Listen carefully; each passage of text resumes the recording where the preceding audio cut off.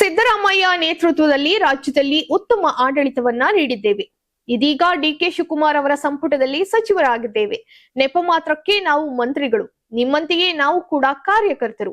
ಎಲ್ಲರೂ ಒಗ್ಗಟ್ಟಾಗಿ ಶ್ರಮಿಸುವ ಮೂಲಕ 2028ರಲ್ಲಿ ಮತ್ತೆ ರಾಜ್ಯದಲ್ಲಿ ಕಾಂಗ್ರೆಸ್ ಪಕ್ಷವನ್ನ ಅಧಿಕಾರಕ್ಕೆ ತರೋಣ ಎಂದು ಸಚಿವ ಪಿಎಂ ನರೇಂದ್ರ ಸ್ವಾಮಿ ಕಾರ್ಯಕರ್ತರಿಗೆ ಕರೆಯನ್ನ ನೀಡಿದರು. ನಗರದಲ್ಲಿ ಶನಿವಾರ ನೂತನ ಸಚಿವರಿಗೆ ಆಯೋಜಿಸಿದ್ದಂತಹ ಅಭಿನಂದನಾ ಸಮಾರಂಭ ಹಾಗೂ ಸಾರ್ವಜನಿಕರ ಸಭೆಯಲ್ಲಿ ಮಾತನಾಡಿದಂತ ಅವರು, ರಾಜ್ಯದಲ್ಲಿ ಬರ ಪರಿಸ್ಥಿತಿ ಇರುವುದರಿಂದ ಸದ್ಯ ವೀರಾವೇಶದ ಮಾತುಗಳು ಬೇಡ. ಜಿಲ್ಲೆಯ ಅಭಿವೃದ್ಧಿಗೆ ಆದ್ಯತೆ ನೀಡುವುದು ನಮ್ಮ ಕೆಲಸ.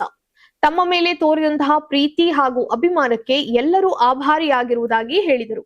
ಸಭೆಯಲ್ಲಿದ್ದಂತಹ ಸಚಿವ ಎನ್ ಚೆಲುವರಾಯಸ್ವಾಮಿ, ಶಾಸಕರಾದಂತಹ ಪಿ ರವಿಕುಮಾರ್ ಹಾಗೂ ಕೆಎಂ ಉದಯ್ ಅವರು ಕೂಡ ಧ್ವನಿಯನ್ನ ಗೂಡಿಸಿ 2028ರಲ್ಲಿ ರಾಜ್ಯದಲ್ಲಿ ಕಾಂಗ್ರೆಸ್ ಮತ್ತೆ ಅಧಿಕಾರಕ್ಕೆ ಬರಲಿದೆ. ಅದಕ್ಕಾಗಿ ಇಂದಿನಿಂದಲೇ ಎಲ್ಲರೂ ಒಗ್ಗಟ್ಟಾಗಿ ಶ್ರಮಿಸಬೇಕು ಎಂದು ಕಾರ್ಯಕರ್ತರಿಗೆ ಕರೆಯನ್ನ ನೀಡಿದರು.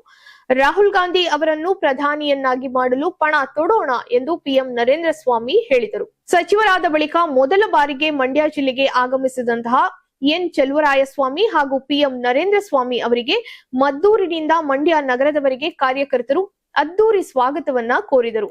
ಕಬ್ಬು, ಸೇಬು, ಮೂಸಂಬಿ ಹಾಗೂ ಹೂವಿನ ಹಾರಗಳನ್ನ ಹಾಕಿ ಸಚಿವರನ್ನ ಅಭಿನಂದಿಸಿದರು.